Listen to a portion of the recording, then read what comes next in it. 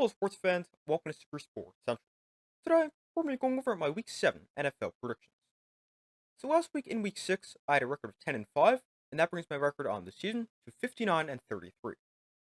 But kicking things off this week on Thursday Night Football, we have the Steelers at the Bengals.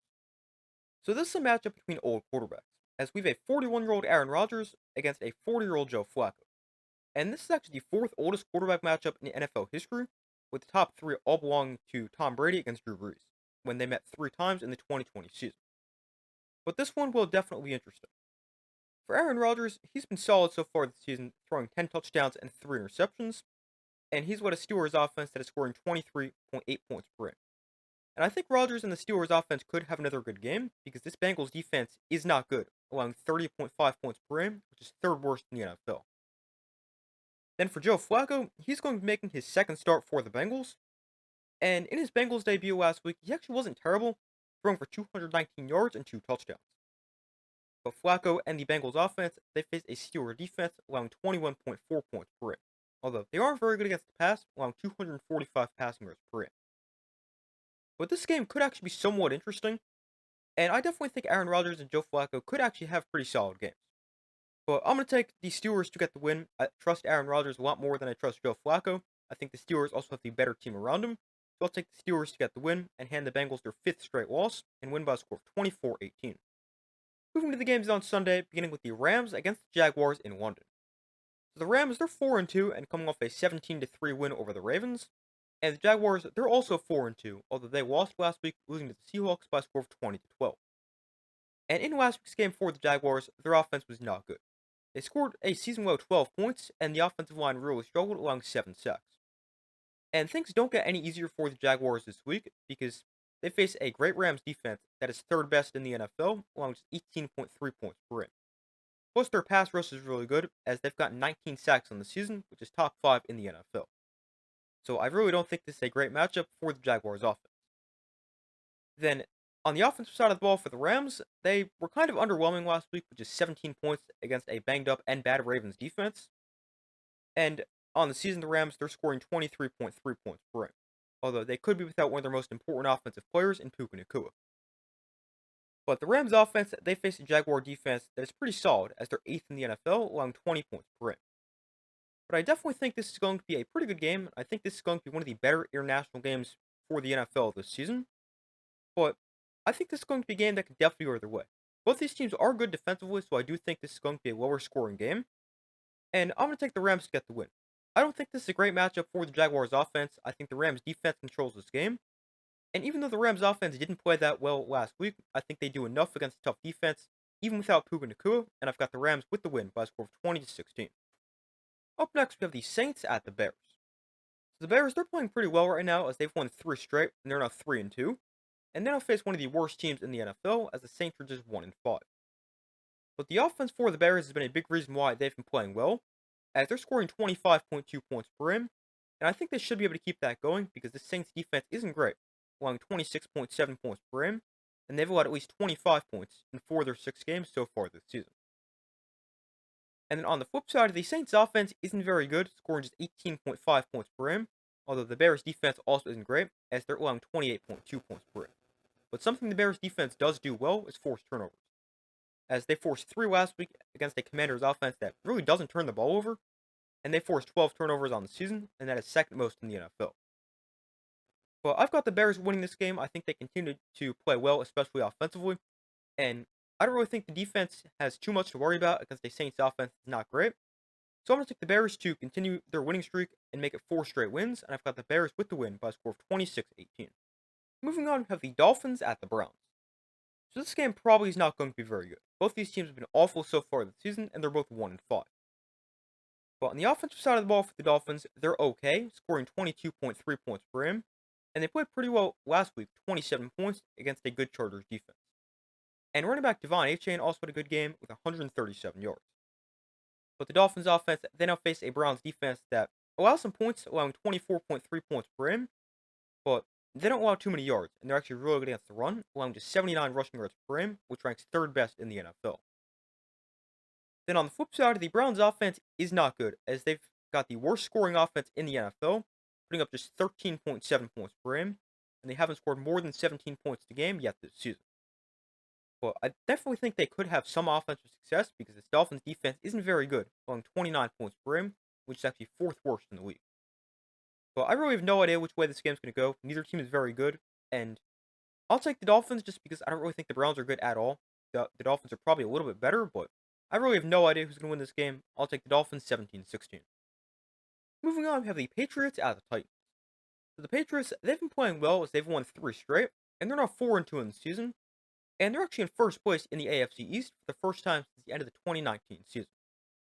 And this is also a big game for Patriots head coach Mike Vrabel, who was obviously the head coach of the Titans from 2018 to 2023. And speaking of head coaches for the Titans, they fired Brian Callahan earlier this week, so maybe that can provide a spark for the Titans, although with how bad they've been, it seems kind of unlikely. But the offense for the Titans, they have not been good, as they're the second worst scoring offense in the NFL, putting up just 13.8 points per game. And they get a pretty tough matchup this week as they face a top 10 scoring defense, as the Patriots are giving up just under 20 points per game.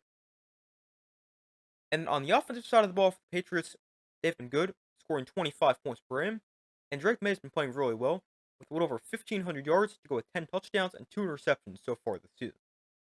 And I definitely think the Patriots offense will continue to play well against a bad Titan defense, allowing about 27 points per game. But I really don't think this game is that close. The Patriots, they're playing well, they're the clear better team, and I've got the Patriots winning this game pretty easily by a score of 27-12. Up next, we have the Raiders at the Chiefs. So the Raiders, they're coming off their second win of the season, as last week they beat the Titans, and then I'll play the Chiefs. And the Chiefs, they've been very up and down so far this season, as they're 3-3. But the Chiefs' offense, they've been good, and they get even better this week with the return of Rashee Rice as he returns from his suspension. And Rice makes this Chiefs' offense even better, and they've already been playing pretty well, as they're scoring 25.8 points per game on the season, and they're scoring an average of 32 per game over their last 3 games.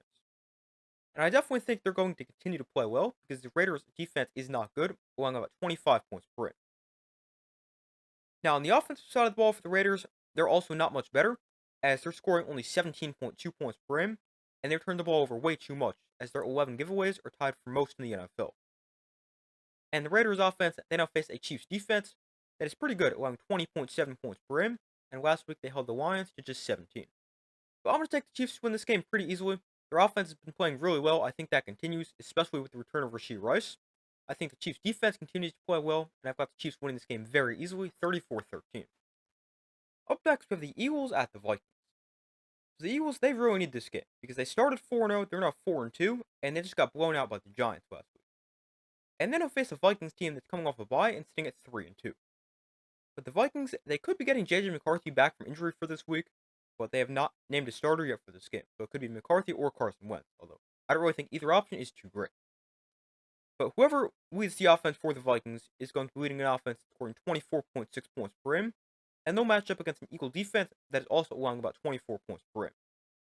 Then on the offensive side of the ball for the Eagles, they've been okay. They're scoring about 23.7 points per game, but they've only scored 17 points in back-to-back games, and last week they were shut out in the second half. And the Eagles' offense is also averaging just 274 total yards per game, which is third fewest in the NFL.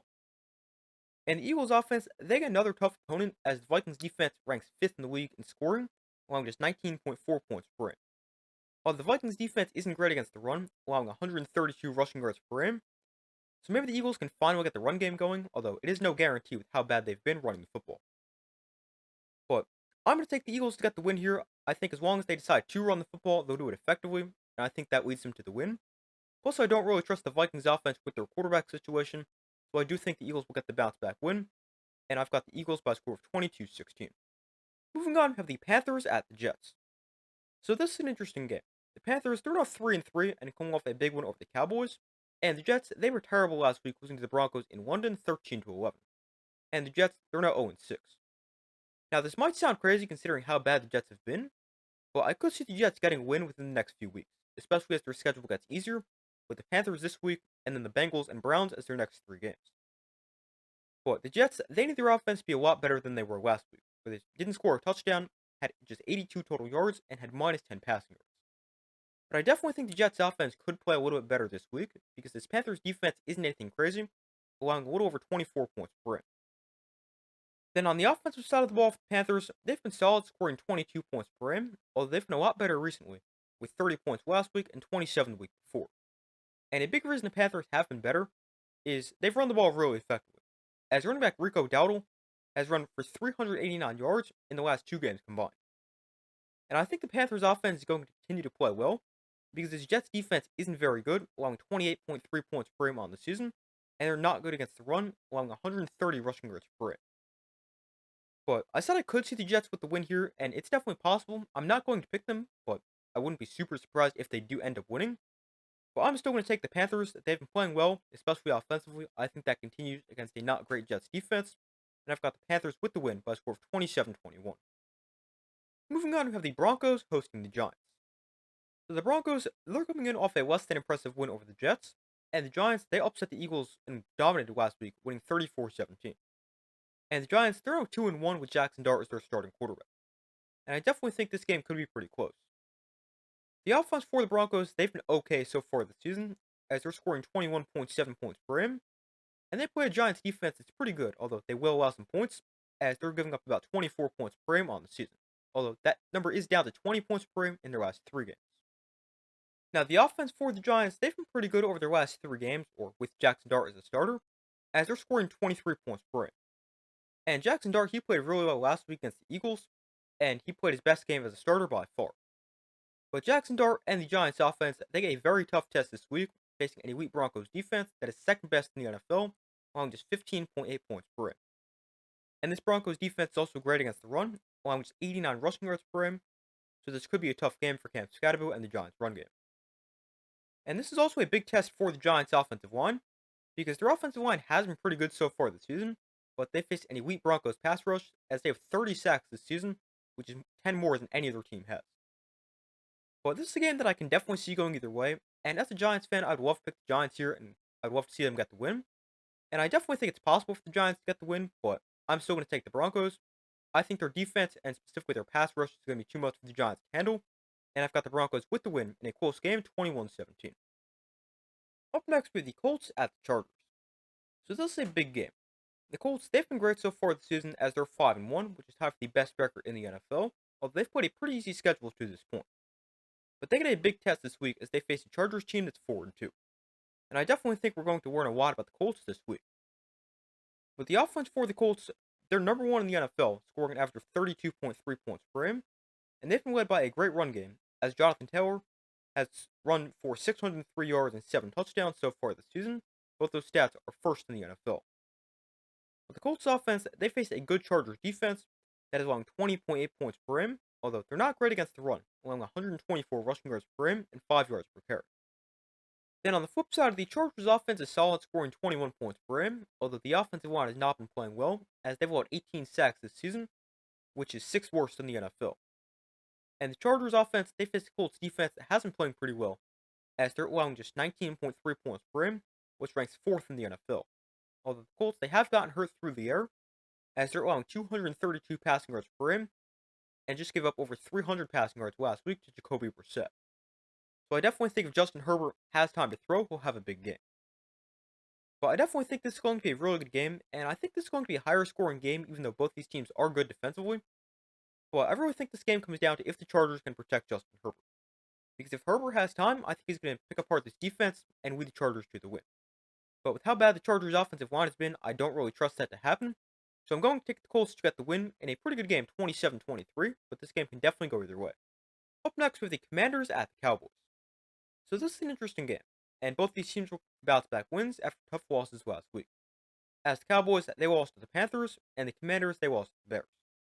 But I think this game could be pretty good.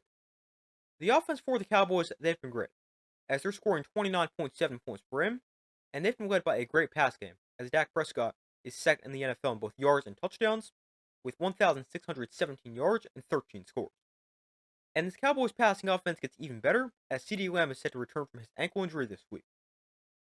And the Cowboys offense, they face the Commanders defense that is okay, allowing 21 points per game, and allowing 235 passing yards per game.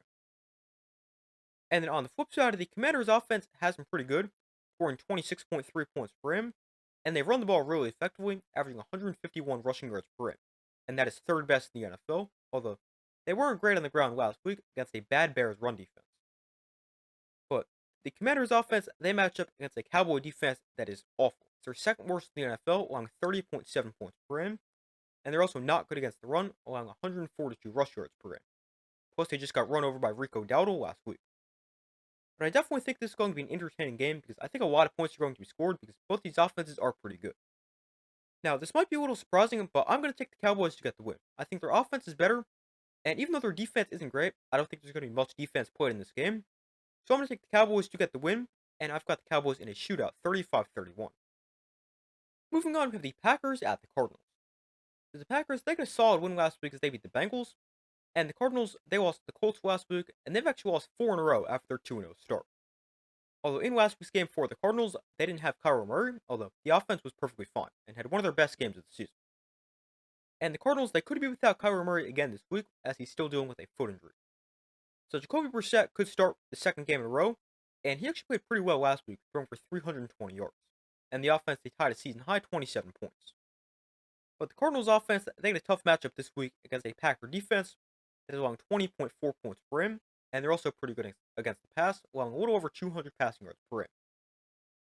And then on the other side, the Packers offense is scoring 26.2 points per game, and they face the Cardinal defense, it's pretty solid, allowing about 21 points per game. But I don't really have a ton to say about this game. I think the Packers are the better team, and I've got them with the win.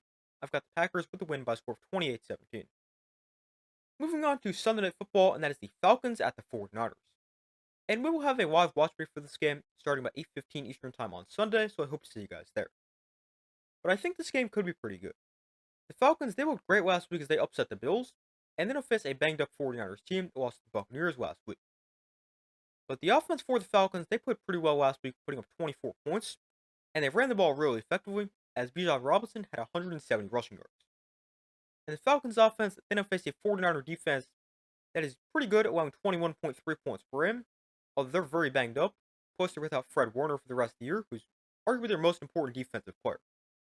And then offensively for the 49ers, they're also banged up, although they might get George Kittle and Brock Purdy back from injury, so that would definitely help. Although their pass game, they've been just fine without them, as they're actually leading the NFL with 291 passing yards per game. But the 49er offense, they matched up against a Falcon defense that played really well last week, holding the Bills to just 14 points, and on the season, they're allowing just 253 total yards per game, which is actually number 1 in the NFL. But I think this game is going to be pretty good and pretty close, and I could definitely see this game going either way, but I'm going to take the Falcons to get the win. They looked really good last week in their upset win over the Bills. I think they can build on that. Plus, I think the injuries for the 49ers are going to catch up to them eventually, so I'm going to take the Falcons to get the win in a close game, 24-20. And moving to the games on Monday, beginning with the Buccaneers at the Lions. And we will also have a live watch party for this game, starting about 7 p.m. Eastern Time on Monday, so again, I hope to see you guys there. But this should be a great game, as we have the Buccaneers who are 5-1 against the Lions who are 4-2. And this game should also be really entertaining, as both these teams have great offenses. For the Lions, they're second best in the NFL, scoring 31.8 points per game, although they didn't have their best game last week, putting up just 17 points against the Chiefs. But then I match up against a Buccaneers defense that is solid, although they do allow some points, as they're allowing 25.2 points per game. And on the offensive side of the ball for the Buccaneers, they've also been good, as they're scoring 27.5 points per game, but they're very banged up, as Mike Evans, Chris Godwin, Emeka Egbuka, and Bucky Irving are all dealing with injuries, but they might get Mike Evans back for this week's game. But the Bucs offense, they face a Lions defense that is also without several key players, as they're already without 3 corners, plus safety Brian Branch is suspended for this week's game. And that definitely isn't ideal, as the Lions face Baker Mayfield, who's probably the MVP frontrunner at this time. But this is a game that I think is going to be really entertaining. I think we're going to see a lot of points scored as both these offenses are great and the defenses aren't amazing. And this is a very tough game to predict. The Lions, they haven't lost back-to-back games since the 2022 season, but this is probably going to be a very close game, and the Buccaneers, they've been great in one-score games this season. But I really have no idea which way this game is going to go. But I'm going to take the Buccaneers to get the win. I just think the Lions are missing too many players defensively. So I'll take the Buccaneers to win by a score of 33-31. But this is going to be a great game. It can definitely go either way. And our final game, also on Monday, we've got the Texans at the Seahawks. So this game is also pretty interesting. The Texans, they're 2-3 and coming off a bye. And Seahawks, they're 4-2 and coming off a nice win over the Jaguars. Now, the offense for the Seahawks, they've been playing well, as they're 5th in the NFL, scoring an average of 27.7 points per game. And quarterback Sam Darnold, he's also been great recently, as in his last 2 games, he's thrown for a combined 636 yards and 6 touchdowns. But Darnold and the offense, they get a big test this week as they face the Texans defense that is number 1 in the NFL, giving up just 12.2 points per game. And they're also really good against the pass, allowing just 175 passing yards per game, and that ranks 5th best. And then on the flip side, the Texans offense hasn't been too good, scoring 21.6 points per game, although they were a little bit better before their bye, as in their last 2 games they've scored 26 points and 44 points. But they match up against a Seahawks defense that is playing well, allowing 19.5 points per game, and their pass rush is also great, as they've gotten 20 sacks on the season, which is tied for 2nd best in the NFL. And that is not great for the Texans, considering how bad their offensive line is. But this is a game that I could see going either way, but I'm going to take the Seahawks to get the win. I think their defensive line controls this game, and I think their offense continues to play well, even against a tough defense, and I've got the Seahawks with the win by a score of 23-16. But those are my Week 7 NFL predictions. Thank you guys for watching. Be sure to like this video, subscribe, turn notifications. I do my best to post as often as possible. Be sure to check out the community tab of my channel, where you guys can vote on who you think will win some of this week's big games. But that's all for this video. I do my best to post as often as possible, and I will see you in the next video.